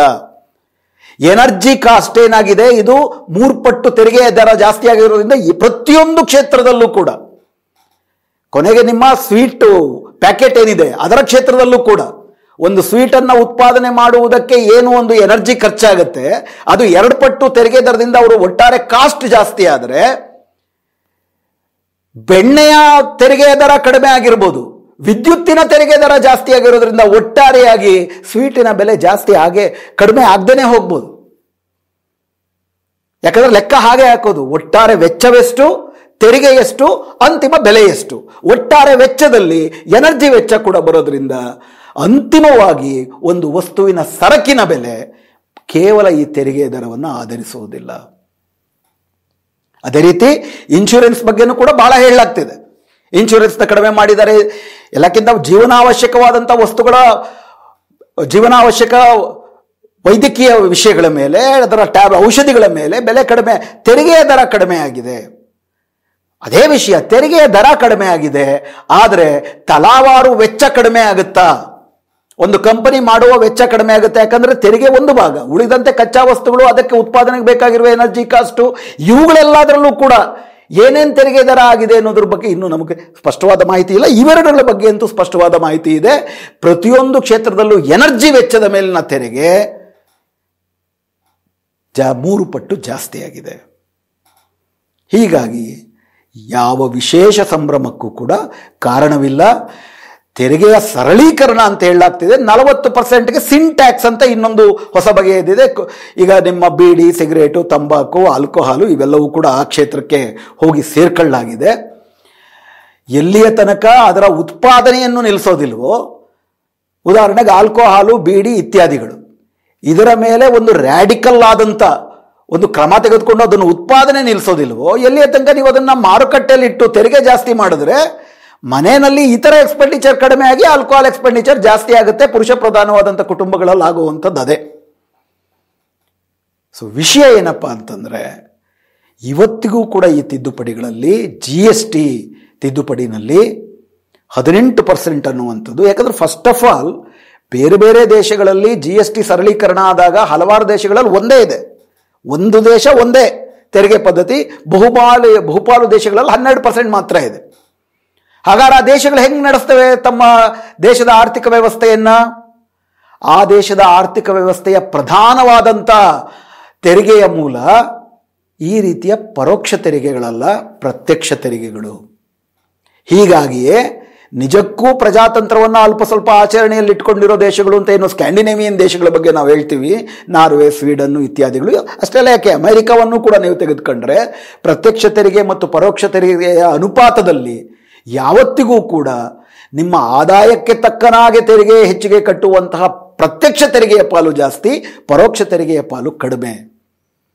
ಆದರೆ ನಮ್ಮ ದೇಶದಲ್ಲಿ ಪರೋಕ್ಷ ತೆರಿಗೆಯ ಪಾಲನ್ನೇ ಹೆಚ್ಚು ಮಾಡುವಂಥದ್ದು GSTಯ ಸಾರ. GSTಯ ತಿದ್ದುಪಡಿಗಳಲ್ಲಿ ತಿದ್ದುಪಡಿನಲ್ಲೂ ಆಗಿರುವ ಮೋಸದ ಬಗ್ಗೆ ಇದುವರೆ ತನಕ ನಾವು ಮಾತಾಡಿದ್ವಿ. ಆದರೆ GST ಅನ್ನೋ ಪದ್ಧತಿಯನ್ನೇ ಅಂಬೇಡ್ಕರ್ ಅವರು 1942ರಲ್ಲೂ ಕೂಡ ಬಹಳ ಸ್ಪಷ್ಟವಾಗಿ ತಮ್ಮ ಆರ್ಥಿಕ ವಿಚಾರಗಳಲ್ಲಿ ವಿವರಿಸುವುದೇನಪ್ಪ ಅಂತಂದರೆ, ಪರೋಕ್ಷ ತೆರಿಗೆಯ ಪಾಲು ಕಡಿಮೆ ಮಾಡಿ ಉತ್ಪಾದನೆಯೇ ಕಷ್ಟವಾಗಿರೋರ ಮೇಲೆ ತೆರಿಗೆ ಯಾಕೆ ಹಾಕ್ತೀರಿ? ಕೃಷಿನಲ್ಲಿ 80% ಸಣ್ಣ ಉದ್ಯಮಿಗಳು, ಸಣ್ಣ ಪುಟ್ಟ ರೈತರು, ಅವ್ರ ಮೇಲೆ ಯಾತ್ಯಾತ್ರದೋ ತೆರಿಗೆಗಳು ಯಾಕೆ ಹಾಕ್ತೀರಿ? ಇಡೀ ಕೃಷಿಯನ್ನು ಆ ರೀತಿ ತೆರಿಗೆ ಮುಕ್ತ ಮಾಡಿ ತಲಾವಾರು ಆದಾಯ, ಒಂದು ನೈಜ ಘನತೆಯುಳ್ಳ ಬದುಕಿಗೆ ಸಾಕಷ್ಟು ಆದಾಯ ಬರ್ತಿಲ್ಲ ಅಂತಂದ್ರೆ ಅವರನ್ನ ಎಲ್ಲ ತೆರಿಗೆಗಳಿಂದ ಮುಕ್ತ ಮಾಡಿ, ಯಾರು ಲಾಭ ಮಾಡ್ತಿದ್ದಾರೆ, ಸರಾಸರಿ ಘನತೆಯುಳ್ಳ ಬದುಕಿಗಿಂತ ಜಾಸ್ತಿ ಆದಾಯ ಮಾಡ್ತಿದ್ದಾರೆ, ಅವ್ರ ಮೇಲೆ ತೆರಿಗೆ ಹಾಕಿ. ಇದು ಪ್ರತ್ಯಕ್ಷ ತೆರಿಗೆಯ ಮುಖ್ಯವಾದಂಥ ವಿಷಯ. ನಮ್ಮ ದೇಶದಲ್ಲಿ ಏನಾಗ್ತಿದೆ, ಪ್ರತ್ಯಕ್ಷ ತೆರಿಗೆಯಲ್ಲಿ 3 ಭಾಗಗಳಿದೆ. ಒಂದು ಕಾರ್ಪೊರೇಟ್ ಇನ್ಕಮ್ ಟ್ಯಾಕ್ಸ್. ದೊಡ್ಡ ದೊಡ್ಡ ಕಾರ್ಪೊರೇಟ್ ಕಂಪನಿಗಳು ತಮ್ಮ ಒಟ್ಟಾರೆ ಕಂಪನಿಗಳು ಮೇನ್ ಲಾಭ ಮಾಡ್ತಾರೆ, ಆ ಲಾಭದ ಮೇಲೆ ಹಾಕುವಂತಹ ಕಾರ್ಪೊರೇಟ್ ಇನ್ಕಮ್ ಟ್ಯಾಕ್ಸ್. ಎರಡನೇದು ಪರ್ಸನಲ್ ಇನ್ಕಮ್ ಟ್ಯಾಕ್ಸ್. ಒಂದು ನಿರ್ದಿಷ್ಟ ಆದಾಯಕ್ಕಿಂತ ಜಾಸ್ತಿ ಇದ್ದವರು, ಉದಾಹರಣೆಗೆ ಇವತ್ತು 12 ಲಕ್ಷಕ್ಕಿಂತ ಜಾಸ್ತಿ ವಾರ್ಷಿಕ ಆದಾಯ ಇರುವಂಥವರು 5%, 30 ಲಕ್ಷ ಇದ್ದಂಥವ್ರು 15%, 30%, ಈ ಥರ ನಿಮ್ಮ ಆದಾಯ ಜಾಸ್ತಿ 12 ಲಕ್ಷದಿಂದ ಶುರುವಾಗಿ ಹೆಚ್ಚಿನ ಆದಾಯ ಇದ್ದವರು ಹೆಚ್ಚಿನ ತೆರಿಗೆ ಕಟ್ಟಬೇಕು ಅನ್ನುವಂತಹ ಪರ್ಸನಲ್ ಇನ್ಕಮ್ ಟ್ಯಾಕ್ಸ್. ಇದಲ್ದಿರ 3ನೇದೊಂದಿತ್ತು ವೆಲ್ತ್ ಟ್ಯಾಕ್ಸ್ ಅಂತೇಳಿ, ಅಂದರೆ ನಿಮ್ಮ ಸಂಪತ್ತಿನ ಮೇಲೆ ತೆರಿಗೆ. ಇನ್ಫ್ಯಾಕ್ಟ್ ಏನಾಗಬೇಕಾಗಿತ್ತು, ಈ 3 ಕೂಡ, ಅದರಲ್ಲೂ ವಿಶೇಷವಾಗಿ ಕಾರ್ಪೊರೇಟ್ ಇನ್ಕಮ್ ಟ್ಯಾಕ್ಸು ಮತ್ತು ವೆಲ್ತ್ ಟ್ಯಾಕ್ಸು ಇದು ಜಾಸ್ತಿ ಆಗಬೇಕಾಗಿತ್ತು. ಆದರೆ ಇವತ್ತು ನಮ್ಮ ಪ್ರತ್ಯಕ್ಷ ತೆರಿಗೆ, ಈ 3 ವಿಷಯಗಳನ್ನು ನೀವು ಇಟ್ಕೊಂಡ್ರೆ, ಪ್ರತ್ಯಕ್ಷ ತೆರಿಗೆನಲ್ಲಿ ಕಳೆದ 5 ವರ್ಷಗಳಲ್ಲಿ ಏರಿಕೆ ಆಗಿರೋದು ಯಾವುದರಲ್ಲಿ ಅಂತಂದ್ರೆ ಪರ್ಸನಲ್ ಇನ್ಕಮ್ ಟ್ಯಾಕ್ಸ್ ಅಲ್ಲಿ, ಕಾರ್ಪೊರೇಟ್ ಇನ್ಕಮ್ ಟ್ಯಾಕ್ಸ್ ನಲ್ಲಿ ಅಲ್ಲವೇ ಅಲ್ಲ. 2015ರಲ್ಲಿ ನರೇಂದ್ರ ಮೋದಿ ಅವರು ವೆಲ್ತ್ ಟ್ಯಾಕ್ಸ್ ನ ರದ್ದೇ ಮಾಡಿಬಿಟ್ರು. ಈಗ ಉಳ್ಕೊಂಡಿರೋದು ಎರಡೇ, corporate income tax, personal income tax. Personal income tax ಮಧ್ಯಮ ವರ್ಗದವರು, ಮೇಲ್ಮಧ್ಯಮ ವರ್ಗದವರು ಕಟ್ತಾರೆ. Corporate income tax, personal income ಟ್ಯಾಕ್ಸ್ನ ಅತಿ ಶ್ರೀಮಂತರು ಕಟ್ತಾರೆ, ಅದ್ರ ಜೊತೆ ಕಾರ್ಪೊರೇಟ್ ಇನ್ಕಮ್ ಟ್ಯಾಕ್ಸ್ ಕೂಡ ಕಟ್ಟಬೇಕಾಗುತ್ತೆ ಅವರು. ಆದರೆ ಮಧ್ಯಮ ಮತ್ತು ಮೇಲ್ಮಧ್ಯಮ ವರ್ಗದವರ ಮೇಲೆ ಪ್ರತ್ಯಕ್ಷ ತೆರಿಗೆಯ ಭಾರ ಜಾಸ್ತಿ ಆಗ್ತಿದೆಯೇ ಹೊರತು ಈ ದೇಶದ ಸಂಪತ್ತಿನ 35% ತಮ್ಮ ಬಳಿ ಇಟ್ಕೊಂಡಿರುವಂತಹ ಅತಿ ಶ್ರೀಮಂತರಾಗಿದ್ದಾರೆ. 1% ಅಷ್ಟು ಜನ ನಮ್ಮ ದೇಶದ 42% ಸಂಪತ್ತನ್ನ ಯಾರು ಇಟ್ಕೊಂಡಿದ್ದಾರೆ ಅವ್ರ ಮೇಲೆ ದಿನೇ ದಿನೇ ತೆರಿಗೆಗಳು ಕಡಿಮೆ ಮಾಡಲಾಗ್ತಿದೆ. 2017ರಲ್ಲಿ ಅವ್ರ ಮೇಲೆ ಇದ್ದಂತ ಕಾರ್ಪೊರೇಟ್ ಇನ್ಕಮ್ ಟ್ಯಾಕ್ಸ್ 35ರಿಂದ 40% ಇದ್ದದ್ದನ್ನ 20ರಿಂದ 22% ಮಾಡಿದ್ರು. ಹೊಸದಾಗಿ ಉದ್ಯಮವನ್ನು ಶುರು ಮಾಡೋರ ಮೇಲೆ ಕಾರ್ಪೊರೇಟ್ ಇನ್ಕಮ್ ಟ್ಯಾಕ್ಸ್ನ 15% ಮಾಡಿದ್ರು. ಇದರಿಂದ ಪ್ರತಿ ವರ್ಷ ಒಟ್ಟಾರೆ ಭಾರತದ ಬೊಕ್ಕಸಕ್ಕೆ 1.5 ಲಕ್ಷ ಕೋಟಿ ರೂಪಾಯಿಯಷ್ಟು ನಷ್ಟ ಆಗ್ತಾ ಇದೆ. ಈ ದೇಶದ ಕೇವಲ 1572 ಜನ ನಮ್ಮ ಸಂಪತ್ತಿನಲ್ಲಿ ಸುಮಾರು 32 ಲಕ್ಷ ಕೋಟಿ ರೂಪಾಯಿಯಷ್ಟು ಸಂಪತ್ತಿನ ಒಡೆಯರಾಗಿದ್ದಾರೆ. ಬೇರೆ ದೇಶಗಳಲ್ಲಿ ಇಂಥ ಸಂಪತ್ತಿನ ಒಡೆತನ ಅವರ ಮಕ್ಕಳಿಗೆ ಇನ್ಹೆರಿಟೆನ್ಸ್ ಆಗಿ ಅನುವಂಶಿಕವಾಗಿ ವರ್ಗಾವಣೆ ಆದರೆ ಇನ್ಹೆರಿಟೆನ್ಸ್ ಟ್ಯಾಕ್ಸ್ ಅಂತ ಕಟ್ತಾರೆ. ನಮ್ಮಲ್ಲಿ ಇನ್ಹೆರಿಟೆನ್ಸ್ ಟ್ಯಾಕ್ಸ್ ಅನ್ನುವ ಕಲ್ಪನೆಯೇ ಇಲ್ಲ. ಬದಲಿಗೆ ಬಗೆ ಬಗೆಯಾಗಿ ಹೇಗೆ ಬಡವರನ್ನೇ ಸುಲಿಬಹುದು. ಮೊದಲು ವ್ಯಾಲ್ಯೂ ಆಡೆಡ್ ಟ್ಯಾಕ್ಸ್ ಅಂತ ಇತ್ತು. ಆ ವ್ಯಾಲ್ಯೂ ಆಡೆಡ್ ಟ್ಯಾಕ್ಸ್ನಲ್ಲಿ ಕೆಲವು ಎಕ್ಸಂಪ್ಷನ್ ಇತ್ತು. ಈಗ ಉದಾಹರಣೆಗೆ ಎಕ್ಸೈಸ್ ಟ್ಯಾಕ್ಸ್ ಅಂತ ಮೊದಲಿತ್ತು. ಉತ್ಪಾದಕರು ಯಾವುದನ್ನೇ ಉತ್ಪಾದನೆ ಮಾಡಿದ್ರೆ ಕೇಂದ್ರ ಸರ್ಕಾರಕ್ಕೆ ಎಕ್ಸೈಸ್ ಟ್ಯಾಕ್ಸ್ ಕಟ್ಟಬೇಕಾಗಿತ್ತು. ಮೊದಲೇನಿತ್ತು ಅದು ವಾರ್ಷಿಕ 1.5 ಕೋಟಿಯಷ್ಟು ವಹಿವಾಟು ಮಾಡಿದವ್ರ ಮೇಲೆ ಇರ್ತಿತ್ತು ತೆರಿಗೆ. ಇವತ್ತೆಲ್ಲಿಗೆ ಬಂದಿದೆ GST ಅಂತ ಬಂದ ಮೇಲೆ? ನಿಮಗೆಲ್ಲ ಇತ್ತೀಚೆಗೆ ಕರ್ನಾಟಕದಲ್ಲಿ ಒಂದು ದೊಡ್ಡ ಹಂಗಾಮ ಆಯಿತು, ತಮಗೆ ಜ್ಞಾಪಕ ಇರ್ಬೋದು. ಕಡಲೆಕಾಯಿ ಮಾರೋರು, ಬೀದಿ ವ್ಯಾಪಾರಿಗಳಿಗೂ ಕೂಡ GST ಇಂದ ನೋಟಿಸ್ ಬರೋದಕ್ಕೆ ಶುರುವಾಯಿತು. ಅಂದರೆ ನೀವು ನಿಮ್ಮ UPI ಇಟ್ಕೊಂಡು, ಇವತ್ತು ಕಡಲೆಕಾಯಿ ಮಾರೋರ ಹತ್ರನೂ UPI ಇರುತ್ತೆ. ಯಾಕಂದರೆ ನಗದು ವಹಿವಾಟು ಕಡಿಮೆ ಆಗ್ತಿರೋದ್ರಿಂದ ನೀವು ಅದರಲ್ಲಿ ಸ್ಕ್ಯಾನ್ ಮಾಡಿಬಿಟ್ಟು ದುಡ್ಡು ಪೇ ಮಾಡ್ತೀರಿ. ಆ ರೀತಿ ದುಡ್ಡು ಪೇ ಮಾಡಬೇಕಾದ್ರೆ ನಿಮ್ಮ ಬ್ಯಾಂಕ್ ಅಕೌಂಟಲ್ಲಿ ನಿಮ್ಗೆ ಎಷ್ಟು ದುಡ್ಡು ಪೇಮೆಂಟ್ ಆಗಿದೆ ಅಂತ ಗೊತ್ತಾಗುತ್ತೆ. ಆ ಒಟ್ಟಾರೆ ದುಡ್ಡಿನ ಪೇಮೆಂಟು, ಅದರಲ್ಲಿ ನಿಮಗೆ ಬರೋ ಬೇರೆ ಯಾವುದಾದ್ರೂ ಆದಾಯದ ಮೂಲ ಇರ್ಬೋದು, ಅಥವಾ ನಿಮ್ಮ ಸಂಬಳ ಇರ್ಬೋದು, ನಿಮ್ಮ ಸಂಬಂಧಿಕರು ನಿಮಗೆ ಕೊಟ್ಟಿರೋ ದುಡ್ಡು ಇರ್ಬೋದು, ಅಥವಾ ನೀವು ಯಾವುದಾದ್ರೂ ಮನೆನೋ ಅಥವಾ ಯಾವುದನ್ನೋ ನಿಮ್ಮ ಸರಕನ್ನೋ ಅಥವಾ ನಿಮ್ಮ ವೆಹಿಕಲ್ನೋ ಮಾರಾಟ ಮಾಡಿ ಬಂದಿರೋ ದುಡ್ಡು ಇರ್ಬೋದು, ಎಲ್ಲವೂ ಇದರಲ್ಲೇ ಇರುತ್ತೆ. ನಿಮ್ಮ ಮಾರಾಟ ಮಾಡಿದ ದುಡ್ಡು ಇದರಲ್ಲೇ ಇರುತ್ತೆ. ಒಟ್ಟಾರೆ ನಿಮ್ಮ ವಹಿವಾಟು ವರ್ಷ 20 ಲಕ್ಷ ದಾಟ್ತು ಅಂತಿದ್ರೆ, ಇವೆಲ್ಲ ಕಾರಣಕ್ಕೆ ವರ್ಷ 20 ಲಕ್ಷ ಅನ್ನೋದು ನಮ್ಗೆ ತುಂಬಾ ದೊಡ್ಡದಾಗಿ ಕಾಣುತ್ತೆ. ವರ್ಷಕ್ಕೆ 20 ಲಕ್ಷ ಅಂತಂದ್ರೆ ತಿಂಗಳಿಗೆ ಎಷ್ಟಾಗುತ್ತೆ? ತಿಂಗಳಿಗೆ ಹಬ್ಬ ಅಂದ್ರೆ 1,30,30,000. ತಿಂಗಳಿಗೆ 1,30,30,000 ಅಂತಂದ್ರೆ 30 ದಿವಸಕ್ಕೆ ಎಷ್ಟಾಗುತ್ತೆ? ಹಬ್ಬ ಅಂತಂದ್ರೆ 3,500ರಿಂದ 4,000. 3,500ರಿಂದ 4,000 ವಾರ್ಷಿಕ ದಿನದ ವಹಿವಾಟು ಮಾಡಲಿಲ್ಲ ಅಂತಂದ್ರೆ ಇವತ್ತು ನಿಮ್ಗೆ ಅದ್ರ ಮೇಲೆ ನಿಮಗೆ ವಹಿವಾಟು ಬೇರೆ, ನೀವು ಅಷ್ಟು ಸರಕು ತಗೊಂಡ್ಬರಲೇಬೇಕು. ಅದ್ರ ಮೇಲೆ ನಿಮ್ಗೊಂದು 10ರಿಂದ 15% ನೀವು ಲಾಭ ಇಟ್ಕೊಂಡಿರ್ತೀರಿ. 3,000 ಮೇಲೆ 10% 15% ಲಾಭ ಅಂತಂದ್ರೆ 350ರಿಂದ 500 ರೂಪಾಯಿ. ಅಂದ್ರೆ ದಿನಕ್ಕೆ 500 ರೂಪಾಯಿ ಅಂತಂದ್ರೆ ವರ್ಷಕ್ಕೆ 20 ಲಕ್ಷ ಅನ್ನೋ ತರ ಕಾಣುತ್ತೆ ವಹಿವಾಟಿನ ಗಾತ್ರ. ಆದ್ರೆ ಅದು ದಿನದ ಆದಾಯ ಎಷ್ಟು ಕೊಡುತ್ತೆ ನಿಮಗೆ? 500ರಿಂದ 1,000 ರೂಪಾಯಿ ಮಾತ್ರ. 500ರಿಂದ 1,000 ರೂಪಾಯಿ ಅಂತಂದ್ರೆ ಅದು ತಿಂಗಳಿಗೆ 15,000ದಿಂದ 30,000. ಇವತ್ತು ದಿನಗೂಲಿ ಘನತೆಯಿಂದ ಬದುಕುವುದಕ್ಕೆ ಬೆಂಗಳೂರಿನಂತ ಕಡೆಗಳಲ್ಲಿ ದಿನಗೂಲಿ ಎಷ್ಟಪ್ಪ ಬೇಕು ಅಂತಂದ್ರೆ 1,000ದಿಂದ 1,500 ರೂಪಾಯಿ ಬೇಕು ಅಂತ ಅಂದ್ಬಿಟ್ಟು ಇವತ್ತು ಆಗ್ರಹ ಇದೆ. ಮನೆ ಬಾಡಿಗೆ ಇರ್ಬೋದು, ಮನೆ ಓಡಾಟ ಸಾಗಾಣಿಕೆ ಇರ್ಬೋದು, ಸಾಗಾಟ ಇರ್ಬೋದು, ಔಷಧಿ ಇರ್ಬೋದು, ಎಜುಕೇಶನ್ ಇರ್ಬೋದು, ಇವೆಲ್ಲವನ್ನು ಕೂಡ ಇಟ್ಕೊಂಡು ಬದುಕಬೇಕು ಘನತೆಯಿಂದ ಅಂತಂದ್ರೆ ನಿಮಗೆ ತಿಂಗಳಿಂದ 30ರಿಂದ 35,000 ಬೇಕು. ಇದನ್ನ ಮಿನಿಮಮ್ ವೇಜ್ ಮಾಡಬೇಕು ಅಂತ ಕೇಳಲಾಗ್ತಿದೆ. ಅಂಥದ್ರಲ್ಲಿ 15,000 ನೀವು ದೊಡ್ಡ ವಹಿವಾಟು ಮಾಡುವ ವರ್ಷಕ್ಕೆ 20 ಲಕ್ಷ, ನಿಮ್ಮ ಆದಾಯ ತಿಂಗಳಿಗೆ 15ರಿಂದ 20,000 ಅಂದ್ರೆ ಅವರನ್ನೂ ಕೂಡ GST ವ್ಯಾಪ್ತಿಗೆ ತರಲಾಗಿದೆ. GST ವ್ಯಾಪ್ತಿಯನ್ನು ಹಿಗ್ಗಿಸ್ತೀವಿ, GST ಸಂಗ್ರಹ ಜಾಸ್ತಿ ಆಗಿದೆ ಅಂತ ಹೆಮ್ಮೆಯಿಂದ ಕರ್ನಾಟಕ ಸರ್ಕಾರವು ಒಳಗೊಂಡಂತೆ ಮೋದಿ ಸರ್ಕಾರ ಹೇಳ್ಕೊಂಡ್ರೆ ಅದರ ಖುಷಿ ಬೀಳೋ ಅಂಶ ಏನಿದೆ? ಜನರ ಆದಾಯ ಕಡಿಮೆ ಆಗ್ತಾ ಇದೆ, ಆದರೆ ಅವ್ರು ಕಟ್ಟೋ ತೆರಿಗೆ ಜಾಸ್ತಿ ಆಗ್ತಿದೆ. ಜನರ ಆದಾಯ ಕಡಿಮೆ ಆಗ್ತಿದೆ ಅನ್ನೋದನ್ನ ಯಾರೋ ಮೋದಿ ಸರ್ಕಾರದ ವಿಮರ್ಶಕರು ಹೇಳ್ತಿರೋದಲ್ಲ, ಮೋದಿ ಸರ್ಕಾರವೇ ತನ್ನ ಹೋದ ಬಜೆಟ್ ಅಲ್ಲಿ ಹೇಳ್ಕೊಳ್ತು 2024ರಲ್ಲಿ. ಉದ್ಯೋಗ ಸೃಷ್ಟಿಯಾಗ್ತಿಲ್ಲ ಅಂತ ಆದಾಯ ಇಲ್ಲ ಅನ್ನೋದ್ರಿಂದಾಗಿ ಒಟ್ಟಾರೆ ಆರ್ಥಿಕ ಕುಸಿತ ಆಗ್ತಾ ಇದೆ. ಹೀಗಾಗಿ ಅದಕ್ಕೆ ಎಂಪ್ಲಾಯ್ಮೆಂಟ್ ಇನ್ಸೆಂಟಿವ್, PLI ಇದ್ದಂಗೆ, ಪ್ರೊಡಕ್ಷನ್ ಇನ್ಸೆಂಟಿವ್ ಸ್ಕೀಮ್ಗಳಿದ್ದಂಗೆ ಎಂಪ್ಲಾಯ್ಮೆಂಟ್ ಇನ್ಸೆಂಟಿವ್ ಸ್ಕೀಮ್ಗಳಂತನ್ನೆಲ್ಲ ಇಂಟ್ರೊಡ್ಯೂಸ್ ಮಾಡಿದ್ರು. ಹೀಗಿರಬೇಕಾದ್ರೆ, ಜನರ ಆದಾಯ ಕಡಿಮೆ ಆಗ್ತಿರಬೇಕಾದ್ರೆ GST ಆದಾಯ ಕಡಿಮೆ ಆಗ್ತಿರೋನ್ನು ಕೂಡ ಹಿಂಡುವಂತಹ ಅತ್ಯಂತ ಪ್ರತಿಗಾಮಿ ತೆರಿಗೆ ವ್ಯವಸ್ಥೆ. ಈ ತೆರಿಗೆ ವ್ಯವಸ್ಥೆಯಿಂದ ನೀವು ಸಿಕ್ಕಾಪಟ್ಟೆ ತೆರಿಗೆ ಸಂಗ್ರಹ ಮಾಡಿದ್ದೀರಾ ಅಂತಂದ್ರೆ ಅಷ್ಟು ಸುಲಿಗೆ ಜಾಸ್ತಿ ಮಾಡಿದ್ದೀರಾ ಅಂತ. ಎರಡು ತರ ತೆರಿಗೆ ಸಂಗ್ರಹ ಜಾಸ್ತಿ ಆಗುತ್ತೆ. ಒಟ್ಟಾರೆ ಆರ್ಥಿಕತೆಯಲ್ಲಿ ವಹಿವಾಟು ಜಾಸ್ತಿ ಆಗುತ್ತೆ ಅಂತ ಇಟ್ಕೊಳ್ರಿ. ಜನ ಸಿಕ್ಕಾಪಟ್ಟೆ ಖರೀದಿ ಮಾಡ್ತಾರೆ ಅಂತ ಇಟ್ಕೊಳ್ರಿ. ಸಾಮಾನ್ಯ ಜನರು ಒಳಗೊಂಡಂತೆ 140 ಕೋಟಿ ಜನ ಇದ್ದೀವಿ. 145 ಕೋಟಿ ಜನರು ಕೂಡ ಪ್ರತಿ ದಿವಸ ಬೆಳಗ್ಗೆ ಎದ್ದು ಟೂತ್ ಬ್ರಷ್ನಲ್ಲಿ ಟೂತ್ ಪೇಸ್ಟ್ ತಗೊಂಡು, ಹಲ್ಲುಜ್ಜಿ, ಲಿರಿಲ್ ಸೋಪಲ್ಲಿ ಮುಖ ತೊಳ್ಕೊಂಡು, ಶಾಂಪೂನಲ್ಲಿ ಸ್ನಾನ ಮಾಡಿ, ಸ್ನಾನಕ್ಕೆ ಆ ನೀರನ್ನ ಬಿಸಿನೀರಲ್ಲಿ ಗೀಸರ್ನಲ್ಲಿ ಮಾಡ್ಕೊಂಡು, ಬೆಳಗ್ಗೆ ಎದ್ದು ಹೋಟೆಲ್ಗೆ ಹೋಗ್ಬಿಟ್ಟು ಇಡ್ಲಿ ವಡೆ ತಿನ್ಕೊಂಡು, ಕಾರ್ನಲ್ಲಿ ಓಡಾಡ್ತಾ, ಈ ತರ ಎಲ್ಲ ಒಂದು ಮಧ್ಯಮ ವರ್ಗದ ಜೀವನ ಮಾಡಿದ್ರೆ ಒಟ್ಟಾರೆ ವಹಿವಾಟು ಸಿಕ್ಕಾಪಟ್ಟೆ ಜಾಸ್ತಿ ಆಗ್ಬಿಡುತ್ತೆ. ಅಮೆರಿಕ, ಚೀನಾನ ದಾಟ್ಬಿಡುತ್ತೆ ಒಟ್ಟಾರೆ 145 ಕೋಟಿ ಜನ ನಾವೆಲ್ಲರೂ ಅದನ್ನ ಮಾಡಕ್ ಹೋದ್ರೆ. ಆದ್ರೆ ಏನ್ ಹೇಳ್ತಿದೆ ಆರ್ಥಿಕತೆ? ಕಾರಲ್ಲಿ ಹೋಗೋದು, ಟೂತ್ ಬ್ರಷ್ ಶಾಂಪೂನಲ್ಲಿ ಸ್ನಾನ ಮಾಡೋದೆಲ್ಲ ದೂರ ಉಳಿತು. ಜನರ ಬಳಕೆಯ ವೆಚ್ಚ, ಕನ್ಸಂಪ್ಷನ್ ಎಕ್ಸ್ಪೆಂಡಿಚರ್ 40 ವರ್ಷಗಳಿಗೆ ಹೋಲಿಕೆ ಮಾಡಿದ್ರೆ ಕಡಿಮೆ ಆಗಿದೆ ಅಂತ 2017ರ ಕನ್ಸಂಪ್ಷನ್ ಎಕ್ಸ್ಪೆಂಡಿಚರ್ ಸರ್ವೆ ಹೇಳುತ್ತೆ. ಅದನ್ನ ಬದಲು ಮಾಡಿ ಅದನ್ನು ವಾಪಸ್ ಹಾಕ್ಬಿಟ್ಟು 2023ರಲ್ಲಿ ಮತ್ತೊಂದಿಟ್ರು. ಅದಕ್ಕೆ ಅವ್ರ ಮಾನದಂಡಗಳೇ ಬೇರೆ ಬೇರೆ ಏನೋ ಮುಂದಿಟ್ರು. ಆದರೂ ಇವತ್ತಿನ ವಾಸ್ತವ 2024ರ ಬಜೆಟ್ನಲ್ಲಿ ಸರ್ಕಾರವು ಒಪ್ಪಿಕೊಂಡ ವಾಸ್ತವ ಏನಪ್ಪಾ ಅಂದ್ರೆ, ಸರ್ಕಾರ ಸಾಮಾನ್ಯ ಜನರ, ಇದು ನಮ್ಮ ದೇಶದ ಅಭಿವೃದ್ಧಿ ಕೆ ಮಾದರಿನಲ್ಲಿ ಆಗ್ತಾ ಇದೆ. ಕೆ ಅಂತಂದ್ರೆ ಹೀಗಿರುತ್ತೆ: 10% ಜನರ ಆರ್ಥಿಕತೆ ಹೀಗೆ ಮೇಲಕ್ಕೆ ಹೋಗ್ತಿದೆ, ಉಳಿದ 90% ಜನರ ಆರ್ಥಿಕತೆ ಹೀಗೆ ಕೆಳಕ್ಕೆ ಕುಸಿತಾ ಇದೆ. ಆದ್ರೆ GST ಸಂಗ್ರಹ ಜಾಸ್ತಿ ಆಗ್ತಿದೆ ಅಂತಂದ್ರೆ ಈ 10% ಜನ ಅಲ್ಲ GST ಜಾಸ್ತಿ ಕೊಡುವಂಥದ್ದು. GST ಬಗ್ಗೆ ಹೇಳ್ತಿರೋದೇನಪ್ಪ ಅಂದ್ರೆ, ತಳಹಂತದಲ್ಲಿರುವ 50% ಜನ ಏನಿದ್ದಾರೆ ಅವರು 75%ಗೂ ಹೆಚ್ಚಿನ GSTಯನ್ನ ಕಟ್ತಾರೆ. ಆದ್ರೆ ಇವರ ಆದಾಯ ಕಡಿಮೆ ಆಗ್ತಿದೆ, GST ಜಾಸ್ತಿ ಕಟ್ತಾರೆ. GST ಜಾಸ್ತಿ ಕಟ್ಬಿಟ್ವಿ, ಜಾಸ್ತಿ ಸಂಗ್ರಹ ಆಗೋಯ್ತು ಅಂತ ನಾವೆಲ್ಲ ಚಪ್ಪಾಳೆ ತಟ್ತೀವಿ. ಅಂದ್ರೆ ಒದೆ ತಿಂದವರೇ ಎಷ್ಟು ಚೆನ್ನಾಗಿ ಒದೆ ಕೊಟ್ಟ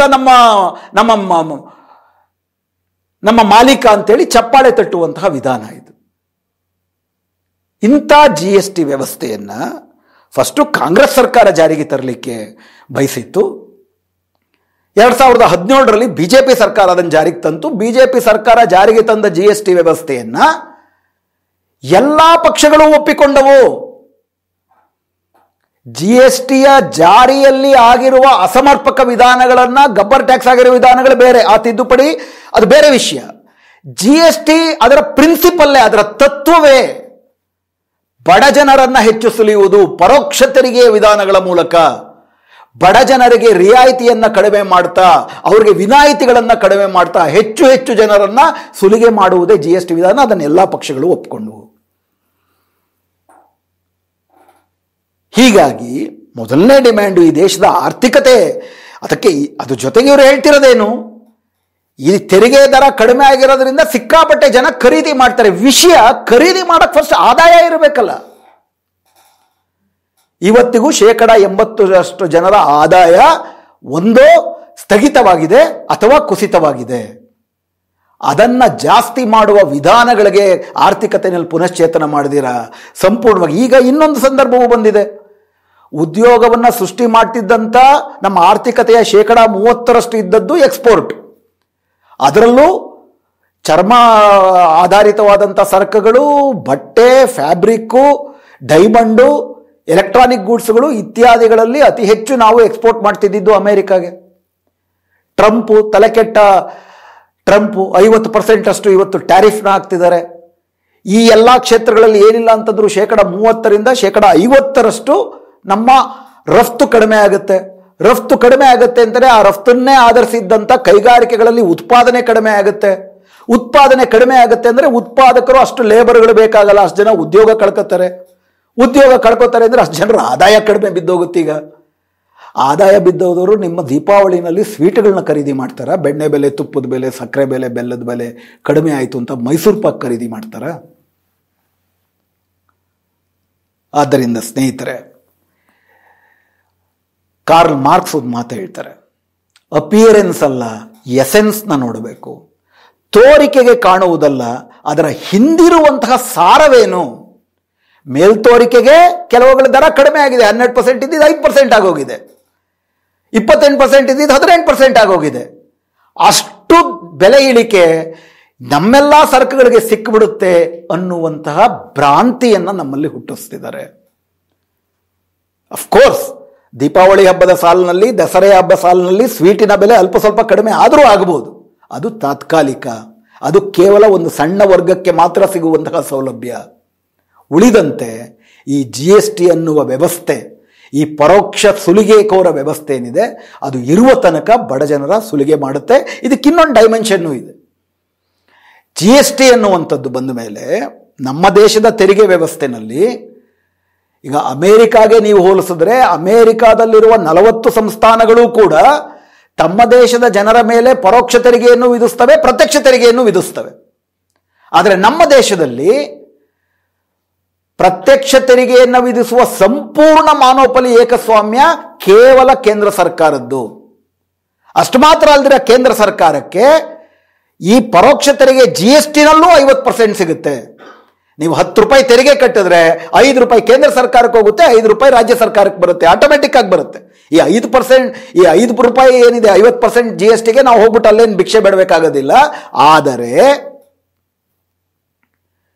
ಒಂದು ಅಂದಾಜೇನಿತ್ತು, ಈ GST ವ್ಯವಸ್ಥೆ ತರಬೇಕಾದ್ರೆ ಸರಾಸರಿ 14% ತೆರಿಗೆ ಸಂಗ್ರಹದಲ್ಲಿ ಅಭಿವೃದ್ಧಿ ಆಗುತ್ತೆ ಪ್ರತಿ ವರ್ಷ ವ್ಯಾಟ್ ಇದ್ದಾಗ.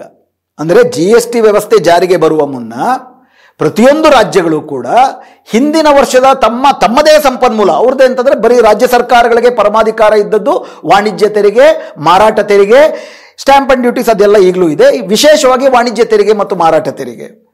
ಈ ವಾಣಿಜ್ಯ ತೆರಿಗೆ, ಮಾರಾಟ ತೆರಿಗೆನಲ್ಲಿ ಏನು ಸರಾಸರಿ ಆದಾಯ ಬರ್ತಿತ್ತು, ಅದು ಹೋದ ವರ್ಷ ಪ್ರತಿ ವರ್ಷ 14% ಅಷ್ಟು ವೃದ್ಧಿ ಆಗ್ತಿತ್ತು. ಈಗ ಅವೆಲ್ಲವೂ ಕೂಡ GSTನಲ್ಲಿ ಸೇರ್ಕೊಂಡ್ಬಿಟ್ರೆ ಅಕಸ್ಮಾತ್ 14% ಏನಷ್ಟು ಪ್ರತಿ ವರ್ಷ ಜಾಸ್ತಿ ಆಗಬೇಕು, ಅದರಲ್ಲಿ ಕೊರತೆ ಬಿದ್ದರೆ, ಕೊರತೆ ಬಿದ್ದದ್ದನ್ನ ಕೇಂದ್ರ ಸರ್ಕಾರ GSTನಲ್ಲಿ ಕೆಲವು ಐಷಾರಾಮಿ ಸರಕುಗಳಿಗೆ GST ಪರಿಹಾರದ ಸೆಸ್ ಅಂತ ಹಾಕಿ ಆ ಹಣವನ್ನು 5 ವರ್ಷಗಳ ಕಾಲ ಕಾಂಪನ್ಸೇಟ್ ಮಾಡಬೇಕು, ಪರಿಹಾರ ರೂಪದಲ್ಲಿ ಕೊಡಬೇಕು ಅಂತ ಒಪ್ಪಂದ ಆಗಿತ್ತು. ಆ ಪರಿಹಾರ ರೂಪದಲ್ಲಿ ಕೊಡಬೇಕಾಗಿರೋದಕ್ಕೆ BJP ಸರ್ಕಾರ, ಮೋದಿ ಸರ್ಕಾರ, ಎಲ್ಲೆಲ್ಲಿ BJP ಸರ್ಕಾರಗಳಿಲ್ವೋ ಅವ್ರನ್ನ ಸಿಕ್ಕಾಪಟ್ಟೆ ಸತಾಯಿಸ್ತಾರೆ ಇತ್ತು. ಹಾಗೂ ಕರ್ನಾಟಕ ಸರ್ಕಾರದಲ್ಲಿ, ಅದರಲ್ಲೂ ವಿಶೇಷವಾಗಿ ಕಾಂಗ್ರೆಸ್ ಸರ್ಕಾರ ಮಾತ್ರ ಅಲ್ಲ, ಅವ್ರದೇ BJP ಸರ್ಕಾರ ಇದ್ದಾಗಲೂ ಕೂಡ ಕರ್ನಾಟಕಕ್ಕೆ ಅಪಾರವಾದಂಥ ಅನ್ಯಾಯ ಆಯಿತು. ಅದರಲ್ಲೂ ಕೂಡ ಈ GST ಪರಿಹಾರ ನಿಧಿನಲ್ಲಿ ನಮಗೇನು ಬರಬೇಕಾಗಿತ್ತು ಅಂದರೆ 14% ಏನು ನಮ್ಮ ತೆರಿಗೆಯ ಸಂಗ್ರಹದ ಜಾಸ್ತಿ ಆಗಬೇಕಾಗಿತ್ತು, 11%ಗೆ ಇಳಿದಿದೆ.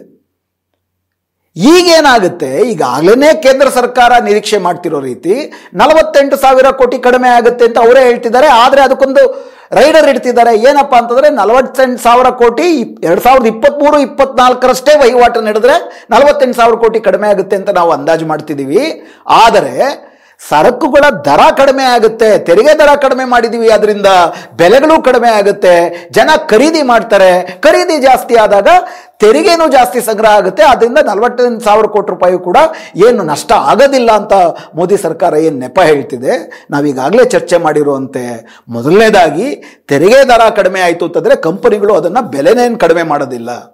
ಎರಡನೇದಾಗಿ ಬೆಲೆ ಕಡಿಮೆ ಆದರೂ ಕೂಡ ಎಲ್ಲಿಯ ತನಕ ಆದಾಯ ಜಾಸ್ತಿ ಆಗೋದಿಲ್ವೋ, 80% ಜನರ ಆದಾಯ ಖರೀದಿಯೋ ಆ ಪ್ರಮಾಣದಲ್ಲಿ ಆಗಲ್ಲ. ಹೀಗಾಗಿ ನಷ್ಟ ಬರೀ 48,000 ಕೋಟಿ ಅಲ್ಲ, ಕರ್ನಾಟಕ ಸರ್ಕಾರವು ಹೇಳುವಂಗೆ 1 ಲಕ್ಷದಿಂದ 2 ಲಕ್ಷ ಕೋಟಿನೂ ಆಗಬಹುದು. ಪರೋಕ್ಷ ತೆರಿಗೆಯಿಂದ ಆಗುವಂತಹ ನಷ್ಟವನ್ನ ಕೇಂದ್ರ ಸರ್ಕಾರಕ್ಕೆ ಇತರ ಆದಾಯದ ಮೂಲ ಇದೆ, ಪ್ರತ್ಯಕ್ಷ ತೆರಿಗೆ ಆದಾಯ ಮೂಲ ಇದೆ, ಅವರಿಗೆ ಕಸ್ಟಮ್ ಟ್ಯಾಕ್ಸ್ ಇದೆ, ಈ ತರ ಹಲವಾರು ಮೂಲಗಳಿದ್ದಾವೆ. ಮತ್ತು ಅದು ಸಾರ್ವಭೌಮಿ, ಇಡೀ ಭಾರತದ ಸಾರ್ವಭೌಮಿ ಸರ್ಕಾರದಿಂದ ಬಹಳ ಕಡಿಮೆ ದರದಲ್ಲಿ ಸಾಲವನ್ನು ತೆಕ್ಕೋಬಹುದಾಗುತ್ತೆ. ಅದು ರಾಜ್ಯ ಸರ್ಕಾರಗಳಿಗೆ ಸ್ವಂತವಾಗಿ ಸಾಲ ಮಾಡಿಕೊಳ್ಳುವಂತಹ ಅವಕಾಶವೂ ಇಲ್ಲ. ಕಡಿಮೆ ದರದ ಸಾಲ RBI ಕೂಡ ಅದಕ್ಕೆ ವಹಿವಾಟು ಕೊಡುವುದಿಲ್ಲ. ಹಾಗೂ ಸ್ಟಾಂಪ್ ಅಂಡ್ ಡ್ಯೂಟೀಸು, ಎಲೆಕ್ಟ್ರಿಸಿಟಿ ಮೇಲೆ ಹಾಕುವ ತೆರಿಗೆ ಇತ್ಯಾದಿಗಳನ್ನ ಬಿಟ್ಟರೆ, ವಿಶೇಷವಾಗಿ GSTಯನ್ನು ಬಿಟ್ಟರೆ ಇತರ ತೆರಿಗೆ ಮೂಲಗಳು ರಾಜ್ಯಕ್ಕಿಲ್ಲ. ಆದರೆ ರಾಜ್ಯಗಳ ಸರ್ಕಾರಗಳು ನಿಭಾಯಿಸಬೇಕಾಗಿರೋ ಕರ್ತವ್ಯಗಳು ಕೇಂದ್ರ ಸರ್ಕಾರ ನಿಭಾಯಿಸಬೇಕಾಗಿರೋ ಕರ್ತವ್ಯಕ್ಕಿಂತ 3 ಪಟ್ಟು ಜಾಸ್ತಿ. ಶಿಕ್ಷಣ, ಕಾನೂನು ಸುವ್ಯವಸ್ಥೆ, ಆರೋಗ್ಯ, ಭೂಮಿ, ಕೃಷಿ ಎಲ್ಲವೂ ಕೂಡ ರಾಜ್ಯ ಸರ್ಕಾರದ ಜವಾಬ್ದಾರಿ ಜಾಸ್ತಿ, ಆದಾಯ ಕಡಿಮೆ. ಇದರಿಂದಾಗಿ ವಿರೋಧ ಪಕ್ಷಗಳ ಸರ್ಕಾರ, ಎಲ್ಲ ರಾಜ್ಯ ಸರ್ಕಾರಗಳು ಉಸಿರುಗಟ್ಟುತ್ತವೆ. ಆದರೆ ತಮ್ಮ ಪರವಾಗಿರುವಂತಹ ರಾಜ್ಯ ಸರ್ಕಾರಗಳಿಗೆ ವಿಶೇಷವಾದಂಥ ರೀತಿ ಅನುದಾನವನ್ನು ಮೋದಿ ಸರ್ಕಾರ ಕೊಡುತ್ತೆ. ವಿರೋಧ ಪಕ್ಷಗಳ ಸರ್ಕಾರಗಳು ಇನ್ನೂ ಕೂಡ ಕುಸಿಯುವಂತೆ ಮಾಡುತ್ತೆ.